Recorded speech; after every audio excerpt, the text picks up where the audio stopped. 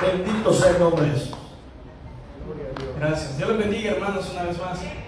Perdón, hermanos, que nos hace falta. ¿Cómo hace falta la gente, hermanos, en esta iglesia? Dios nos ha dado talentos y dones a cada uno. El hermano José no está y cuando él no viene pareciera que es un desastre, hermano, pero gracias al Señor, hermanos, que Dios nos ha dado dones a cada uno. Usémoslos, hermanos, al servicio de la obra de Dios. Amén. Estamos teniendo problemas por ahí, pero ya estamos listos. Yo voy a invitarle a que se ponga de pie en esta tarde, hermano. Vamos a meditar en un pasaje de las Escrituras. Le doy gracias al Señor por este privilegio que me da, hermanos, de poder compartir la palabra del Señor con ustedes. Voy a invitarle a que abra su Biblia, hermano, en 2 de Corintios capítulo 4. Gloria a Dios, aleluya. 2 de Corintios, hermano, capítulo 4. Gloria a Dios. Vamos a empezar a predicar del versículo 13, hermano. Vamos a leer el versículo 13 en adelante.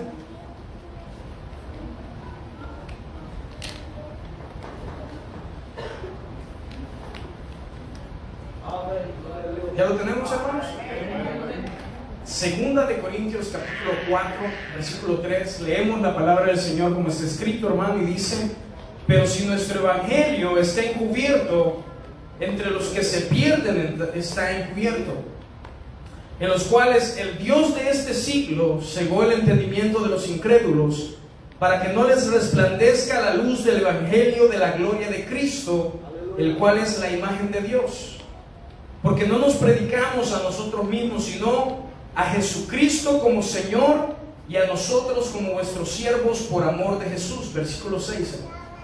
Porque Dios que mandó de las tinieblas, dice, porque Dios que mandó que de las tinieblas resplandeciese la luz, es el que resplandeció en nuestros corazones para la iluminación del conocimiento de la gloria de Dios en la faz de Jesucristo. Vamos a orar. Amantísimo Padre y buen Dios que estás en los cielos, Señor, te damos gracias, Padre bendito, en esta tarde, porque hemos podido sentir tu presencia a través de las alabanzas. Te hemos dado nuestra alabanza, nuestra adoración, Señor, nuestra gratitud hacia ti, Padre bendito, por todas las cosas que nos has dado, por todo lo bueno que tú has hecho para con nuestras vidas. Y ahora te pedimos que seas tú a través de tu palabra que nos hables a nuestras vidas, Señor. Que seas tú a través de tu Santo Espíritu que toque cada corazón, Señor, que le des vida a ese corazón muerto, a esos huesos secos, Señor, y que podamos, Señor Padre bendito, poder escuchar tu palabra con un corazón dispuesto, Señor, y que podamos ser transformados por tu palabra y poder salir bendecidos de este lugar. Te lo pedimos en el nombre de tu maravilloso Hijo Jesucristo. Amén y amén. Puede tomar su asiento, hermano, hermana.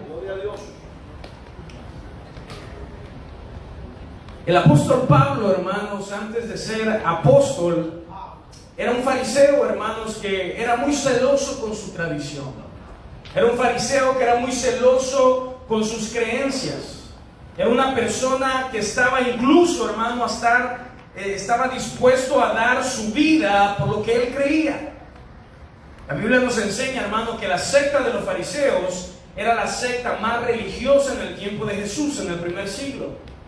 Y a pesar, hermanos, de que Jesucristo, cuando anduvo predicando en su ministerio, el ministerio de Jesús no solo era de palabra, hermanos, sino que habían señales, habían prodigios, habían milagros, habían sanaciones, curaciones, había, hermano, diferente variedad, por lo cual se podría comprobar que Jesús había sido enviado de parte de Dios. ¿Cuántos dicen amén? Amén.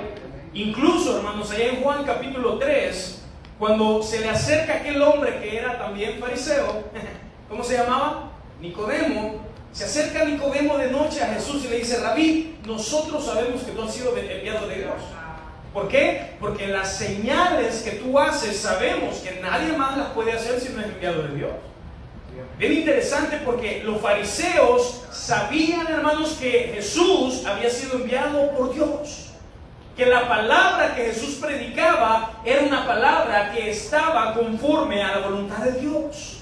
Y aún así, hermanos, a través de los evangelios encontramos que la secta de los fariseos fueron los que más se opusieron al ministerio de Dios, los que más se opusieron al ministerio de Jesús. Pablo, hermano, nosotros conocemos la historia, estuvo presente cuando era Saulo de Tarso, ¿verdad? Estuvo presente a la muerte de Esteban, hermano. Pablo andaba buscando cristianos a lo largo del Imperio Romano para poder traerlos delante del concilio judío, hermano, y poder asesinarlos, poder matarlos, porque el Cristo que los cristianos estaban predicando, el Jesús que los cristianos estaban predicando, estaban diciendo que Jesús era el enviado, el Mesías, el Cristo, el Hijo de Dios. Y para Pablo, hermano, para Saulo, siendo un participante de la secta de los fariseos, eso era una locura. Era una locura, porque en el tiempo de los judíos, el Mesías que ellos estaban esperando era un Mesías que los liberara de la esclavitud del Imperio Romano. Incluso se recuerda lo que pasó con Juan el Bautista. ¿Cuántos se acuerdan aquí, hermanos, quién era Juan el Bautista? Juan el Bautista era el que preparó el camino para el Señor. Era quien empezó a anunciar y decía: hey, ya el hacha está puesta.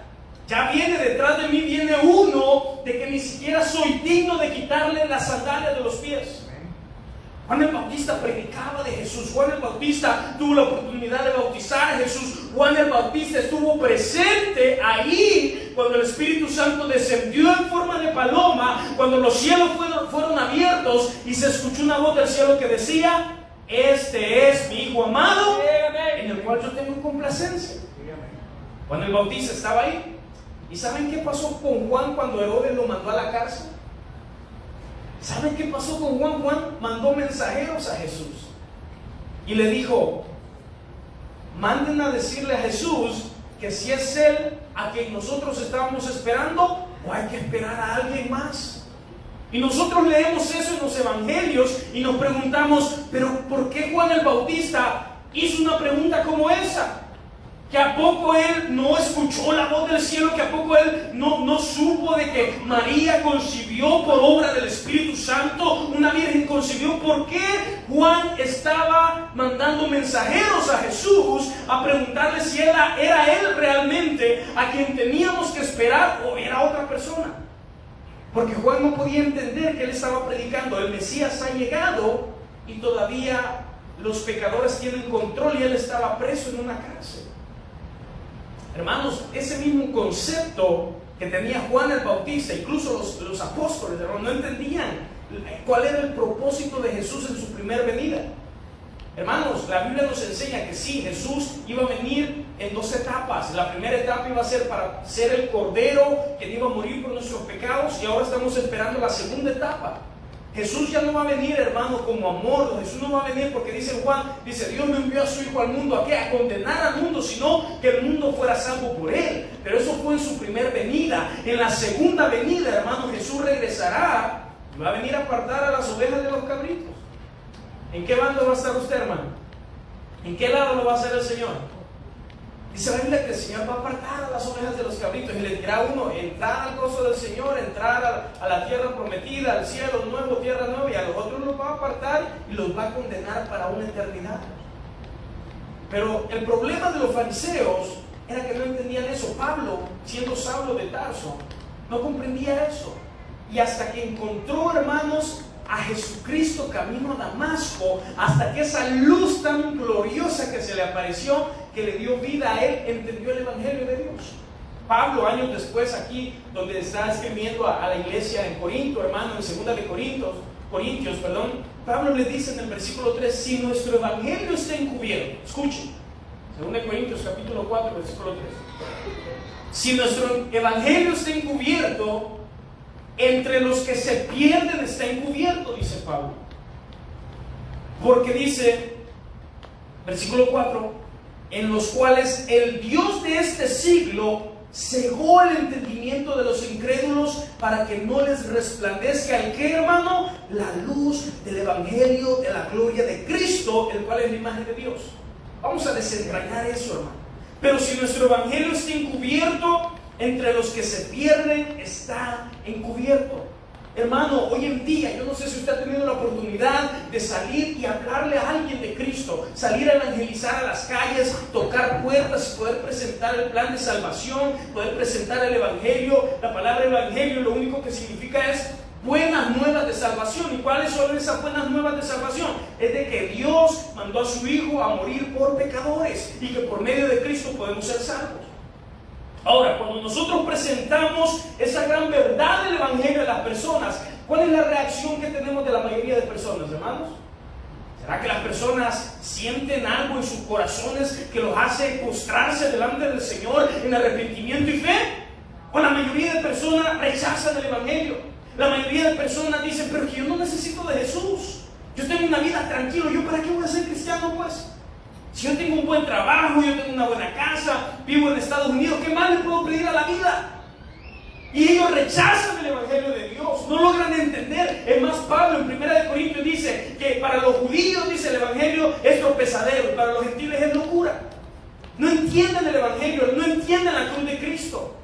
¿Pero por qué razón, hermano? No es por ellos solos, no es simplemente por la dureza de su corazón, sino que Pablo nos dice en el versículo 4 que el Dios de este siglo ha cegado el entendimiento de las personas para que no crean en la luz del Evangelio. El Dios de este siglo ha cegado el entendimiento de las personas para que no crean en el Evangelio. Entonces podemos decirnos, hermano, pero si las personas allá afuera, como describe Pablo en Romanos capítulo 3, que no hay quien busque a Dios, que no hay quien haga lo bueno, que no hay quien quiera acercarse a Dios, que todos son pecadores. Entonces, ¿por qué predicamos el Evangelio? ¿Por qué tenemos que predicar el Evangelio a personas que no quieren escuchar el Evangelio, a personas que no quieren entender el Evangelio, a personas que no quieren arrepentirse de sus pecados? Más aparte de eso, sumémosle que el diablo pasa trabajando día y noche en los corazones de las personas para que no entiendan el Evangelio. Hermano, es tan patético, es tan terrible como ver que las personas hoy en día siguen más bien un falso evangelio que el verdadero evangelio. Yes, amén. Vemos iglesias llenas, hermano, topadas. Y esperaríamos que en esos lugares donde se reúnen una cantidad de personas pudiéramos escuchar un mensaje que toque sus vidas, que cambie sus corazones. Pero lo único que escuchamos es algo que les entretiene. Amén, amén. ¿De veras, hermano? Aleluya. Póngase a escuchar esas iglesias famosas, esos predicadores de que llenan estadios y todo, hermano.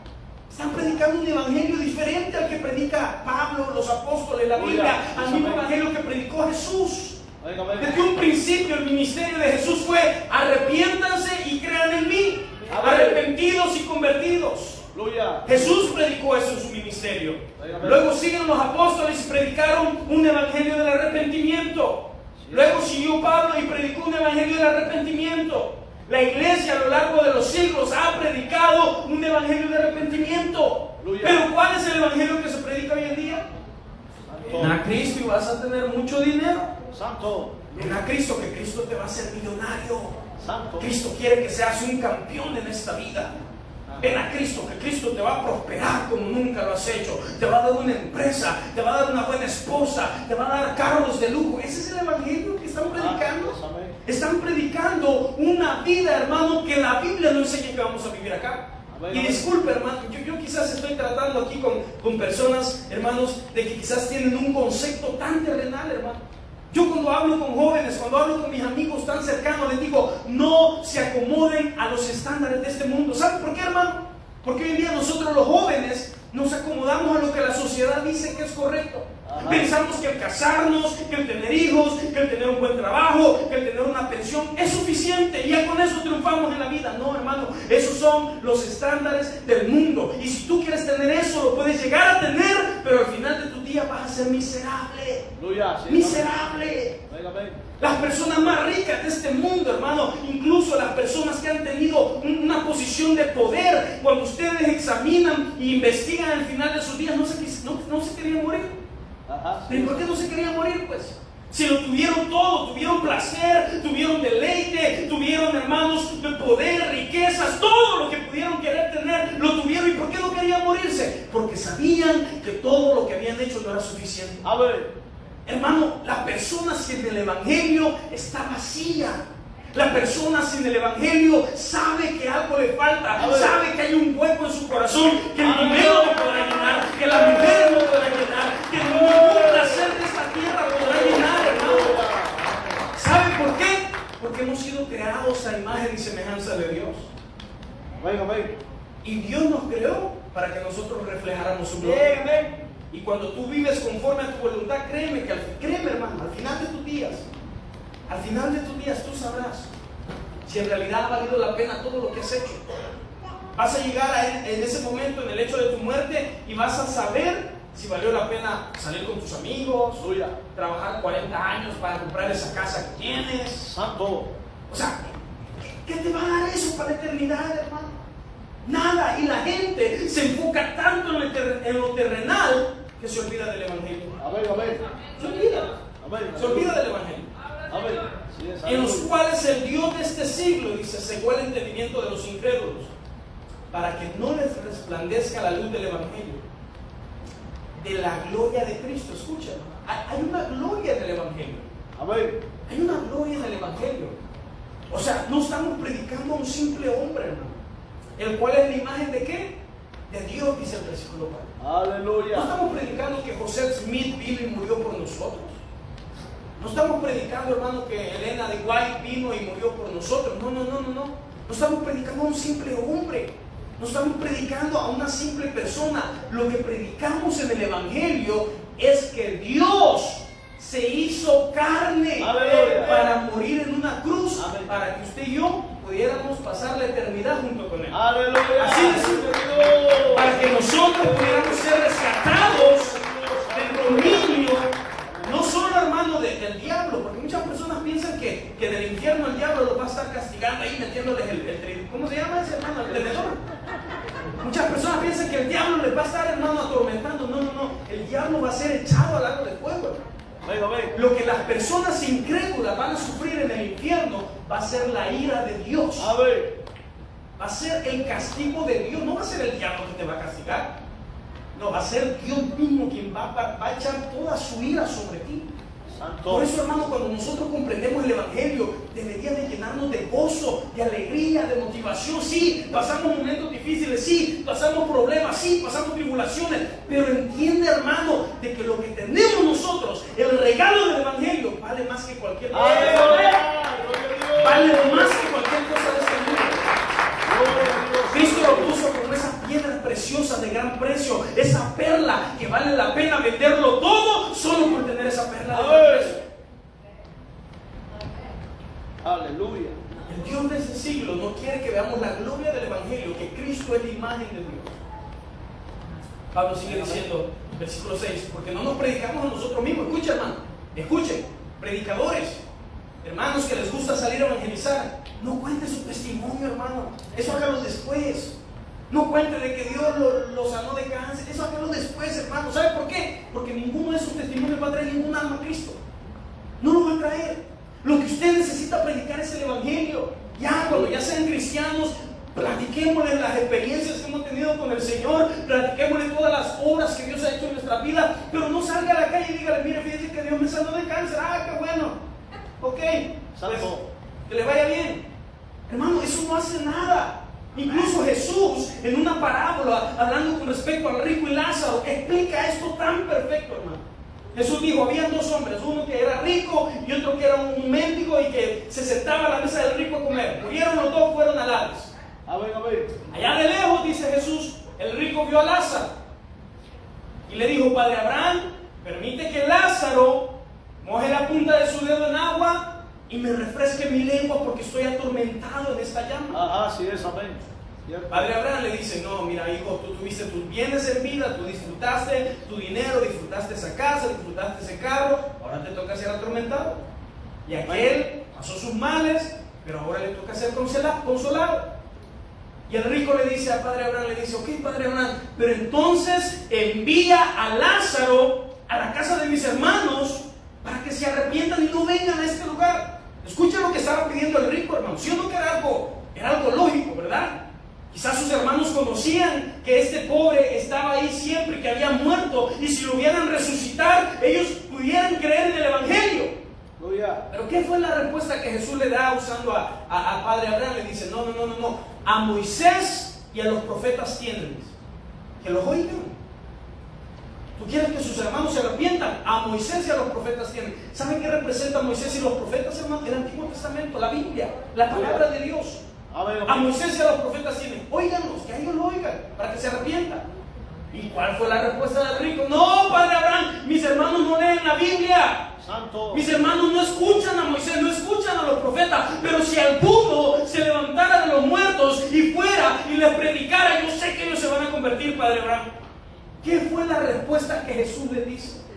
Amén, amén. Si ellos no creen a Moisés y a los profetas, ni aunque se levante uno de los muertos se arrepentirán. Amén, amén.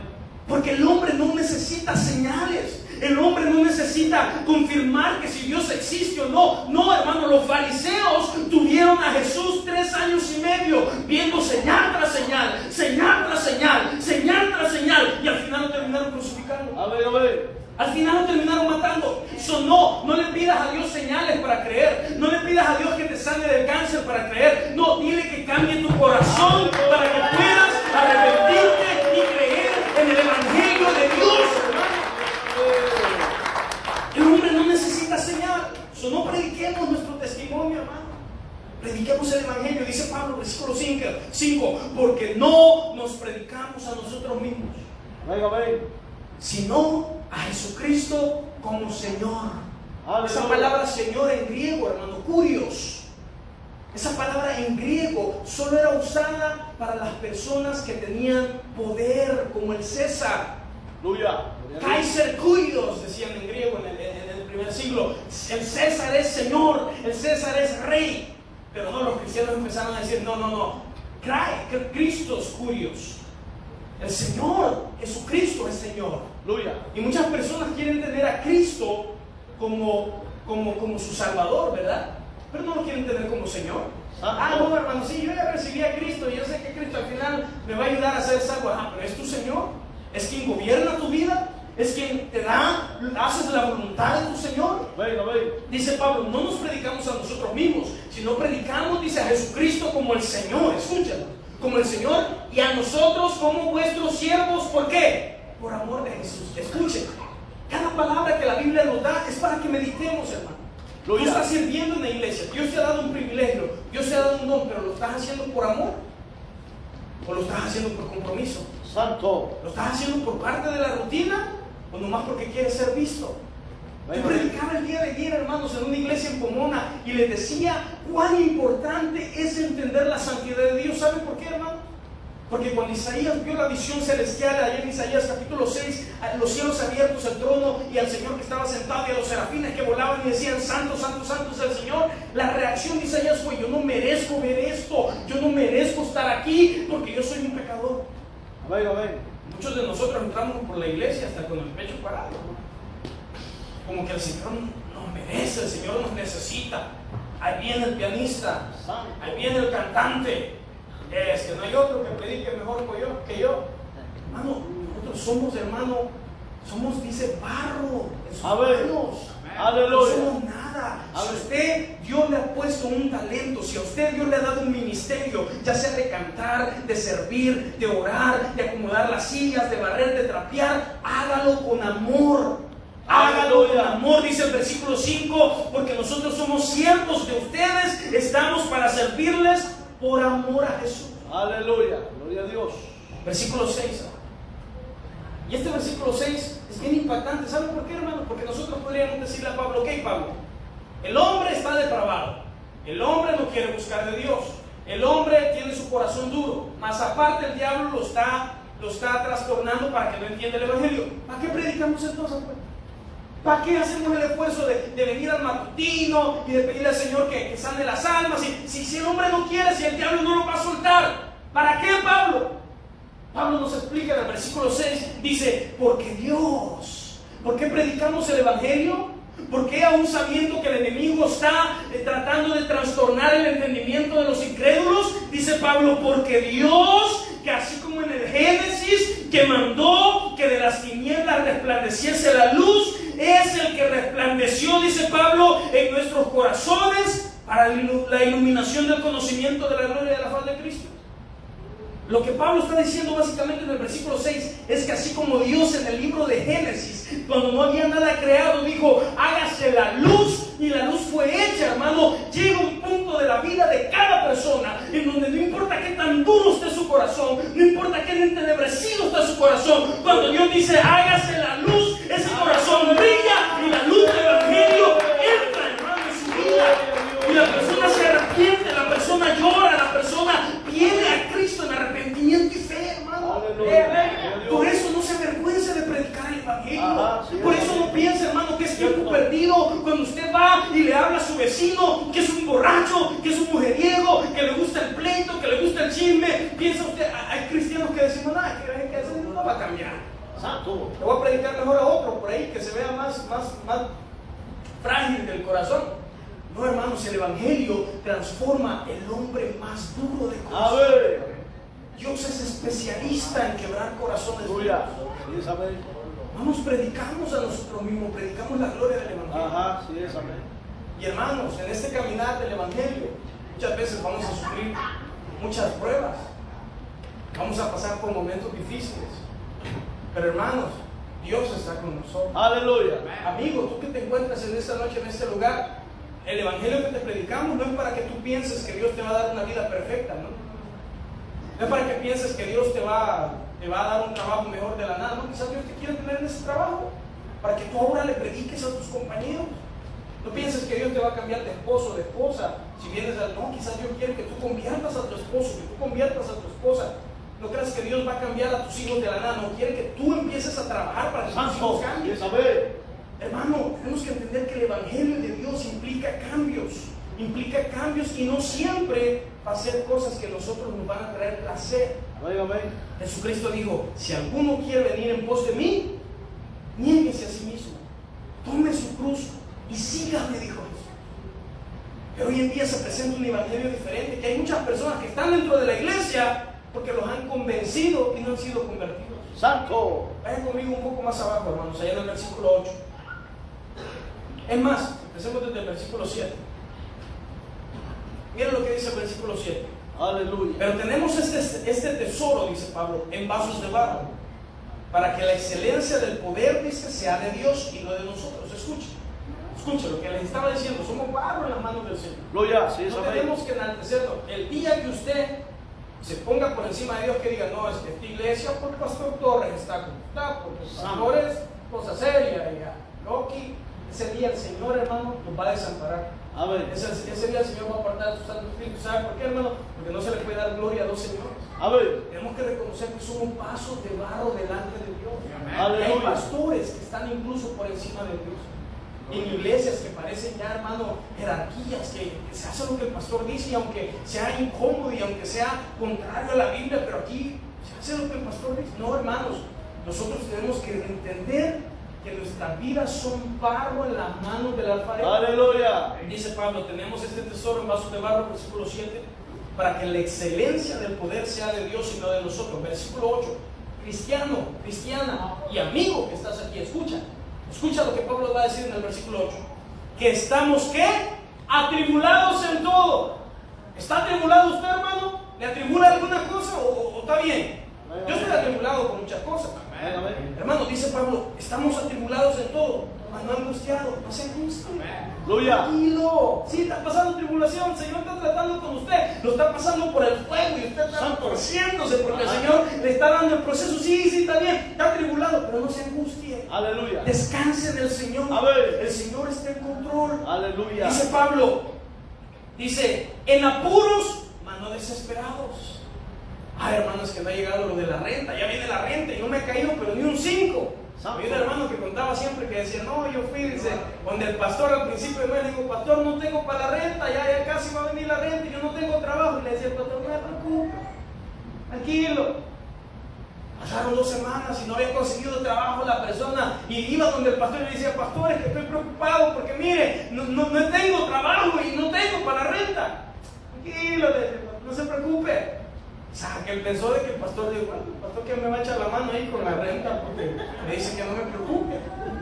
Llegó el día de la renta, ya casi faltaban unos días, y pastor, ya llegaba la renta y no tengo nada. Ahora sí, preocupen. Ahora sí, tienes que preocuparse. Hermanos, vamos a pasar por momentos que vamos a andar en apuros, ya sea económicos, ya sea de salud, ya sean situaciones difíciles en nuestra vida. Pero no nos desesperemos. Amén, amén. ¿Saben por qué? Porque usted y yo, si somos cristianos, creemos en un Dios que tiene el control. Aleluya. No sabe cuántos testimonios yo he escuchado que la gente dice: me iban a correr del trabajo, me iban a sacar de la casa, no tenía dinero, y apareció un cheque en el correo ahí.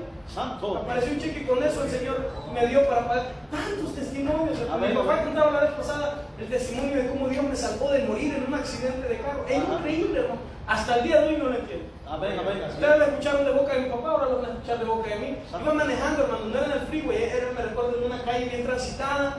Íbamos avanzando, iba con mi amigo Israel. Yo creo que él iba delante de mí o atrás, no me acuerdo. Él es testigo y él viene aquí a veces a la iglesia, le pueden preguntar también.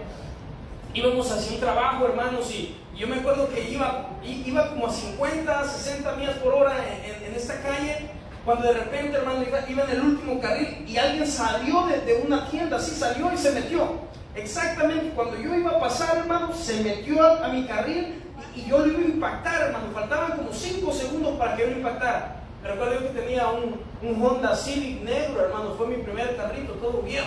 Pero bien contento andaba yo en ese carrito. Santo. Y hermanos, salió esta persona, me iba a impactar derecho. ¿Y sabe lo que hice yo? Yo solo frené.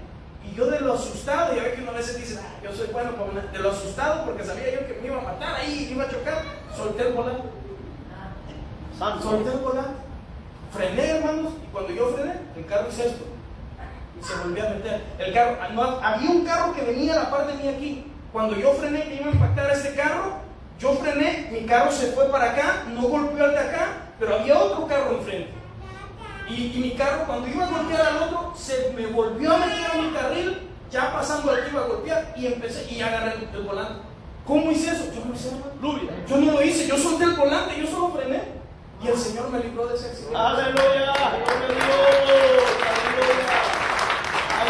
El Señor me libró de ese accidente. Israel iba atrás y me dijo: ¡ay, qué bueno eres para manejar! Me dice: pareces Fast and the Furious, me dijo. Vale, y yo no hice nada. Fue el Señor que me rescató, fue el Señor que nos libró, hermano. A ver. Podemos andar en apuros, Aleluya. pero no nos desesperemos, porque Dios tiene el control de todas las cosas. Tranquilo, relájese. Le voy a decir como el pastor: no se preocupe. Dice el versículo 9, escúchalo, el versículo 9. Santo. Perseguidos, dice, mas no desamparados. A ver. Muchas veces van a haber momentos en nuestras vidas, hermano, y quizás muchos dicen: ¿pero quién me va a perseguir a mí? La migra. No. El diablo muchas veces anda detrás de nuestra vida. Ajá, sí, es a ver. Jesús le dijo a Pedro: Pedro, Satanás te ha pedido para zarandear. Aleluya, sí es a ver. Satanás te ha pedido para darte una buena. Amén, a ver. Muchos de los que estamos aquí, el diablo nos trae ya en jabón, hermano. Listo, nos anda buscando el momento para destruirnos, para acabarnos, para barrer el piso, para destruir nuestra reputación, para poder destruir nuestra familia, para dejarnos quebrados, hermano. El diablo anda buscando esa oportunidad. Amén. Dice aquí: perseguidos, pero no desamparados. Aleluya. No estamos desamparados, Aleluya. hermano. Es mayor quien está con Aleluya. nosotros. Es mayor el que pelea nuestra batalla. Y su nombre es Cristo, hermano. Su nombre es Cristo. Lo que te andan buscando para matar, no te preocupes, hermano. Es mayor el que está contigo. Aleluya. Dios tiene el control de todas las cosas. Dios no pelea. Dios no pelea. Aleluya. Y la última llena mucho de emoción en mi corazón. ¿Saben por qué? Porque yo muchas veces he caído en ese caminar. Gloria a Dios. Muchas veces yo he sido derribado por la tentación. Aleluya. Amén. Muchas veces yo he caído en cosas que no debería haber caído. Pecados, dejar que mi ira salga, dejar que mi viejo hombre salga.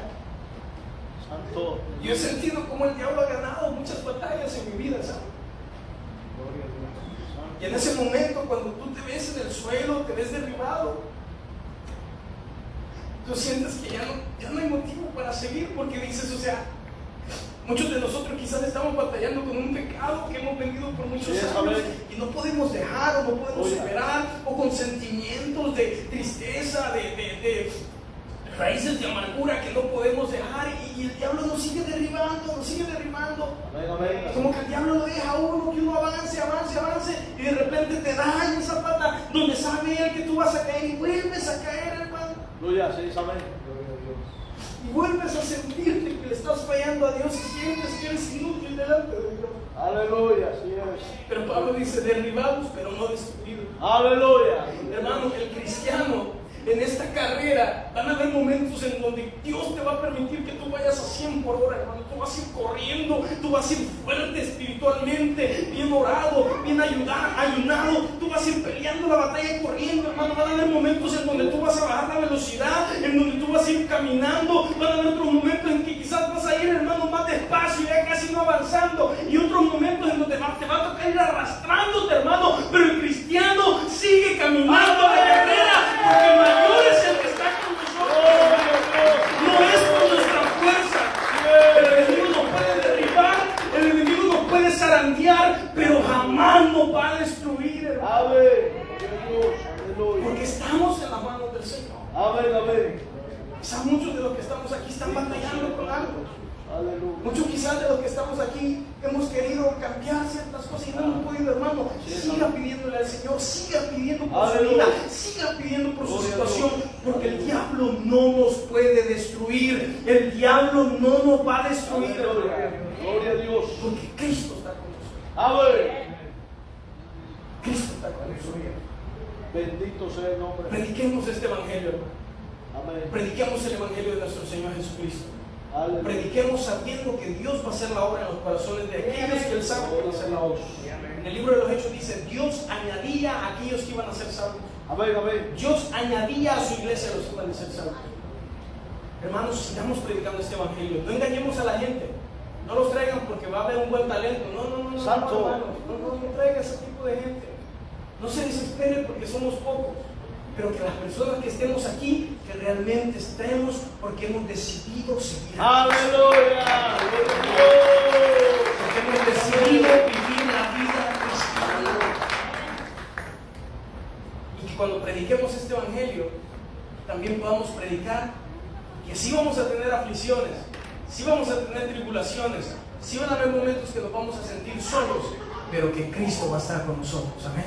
Póngase de pie, hermano, en esta noche. Gloria a Dios. Bendito sea el nombre de Jesús. Aleluya. Ayuda, Espíritu. Gracias, Jesús. Aleluya. Cierra tus ojos. Gracias, Espíritu Santo. Aleluya. Te adoramos, Dios. Aleluya. Cierra tus ojos. Gloria.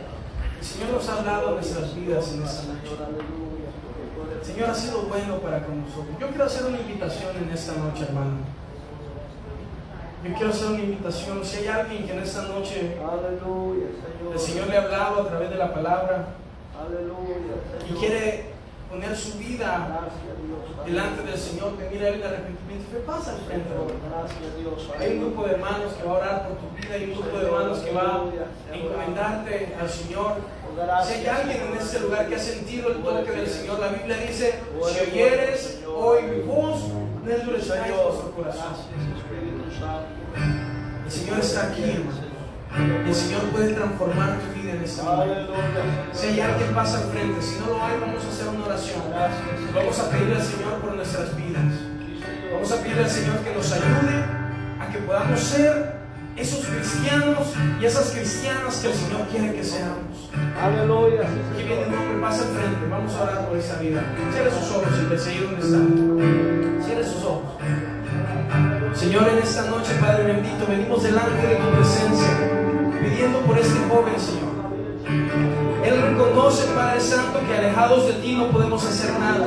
Señor, mira el corazón de José María, Padre, en esta noche. Yo te pido que sea tu Santo Espíritu que haga una obra dentro de su corazón, Señor. Que quites todo aquello que estorba, Padre, y que de este momento, de este día en adelante, Él pueda ser transformado por tu gracia. Que tu gracia lo llene, que tu gracia lo cambie, que tu gracia lo transforme, lo redima, Señor. Que lo haga una nueva criatura. Y que de ahora en adelante, Señor, Él pueda estar cubierto por la sangre preciosa que tu Hijo amado Jesucristo derramó en la cruz del Calvario, Señor. Obra sobre la vida de José María, Señor. Y que tú puedas, Padre Santo, llevarlo hasta la meta final.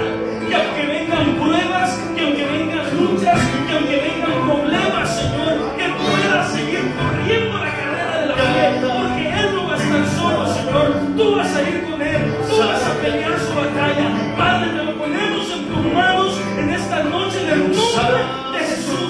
el nombre que es sobre todo nombre, Padre. Te lo pedimos y te damos gracias. Canta esta alabanza, hermano. Te doy mi corazón.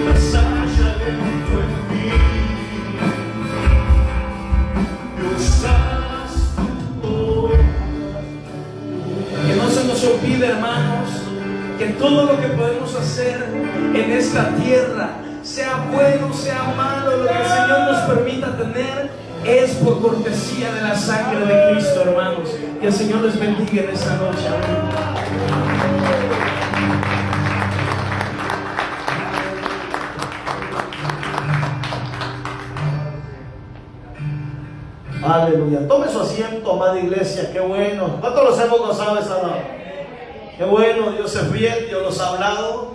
Dios nos ha ministrado.